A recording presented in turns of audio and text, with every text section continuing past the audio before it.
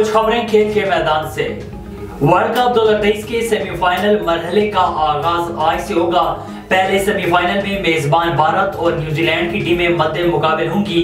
Bowling, batting और fielding में उम्दा कारकर्दगी के बायस मैगलियन में अब तक नाकाबिल शिकस्त रहने वाली भारतीय टीम सेमीफाइनल जीतने के लिए भी पर उम्मीद है। दूसरी जानिब किवीज भी टूर्नामेंट में इंग्लैंड समेत बड़ी टीमों को शिकस्त दे चुके और भारत का भरपूर मुकाबला करने को तैयार हैं। पहले सेमीफाइनल में भारत और न्यूजीलैंड की टीमें भारतीय शहर मुंबई के क्रिकेट स्टेडियम में आमने सामने होंगी।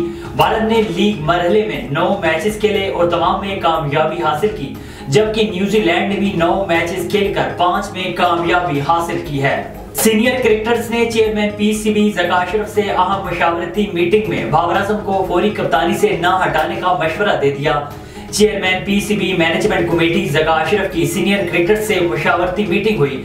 मीटिंग में मुशीर खेल पंजाब वहाब रियाज, साबिक क्रिकेटर्स यूनुस खान, मोहम्मद हफीज और सोहेल तनवीर शामिल थे। ज़का अशरफ ने कौमी क्रिकेट टीम की वर्ल्ड कप में कारकर्दगी के हवाले से साबिक क्रिकेटर से मुशावरत की। इटली के टेनिस खिलाड़ी जेनिक ने एटीपी फाइनल्स में ग्रुप मरहले के मैच में सर्बिया के शोर-ए-अफाक टेनिस स्टार और आलमी नंबर 1 नोवाक जोकोविच को हरा दिया।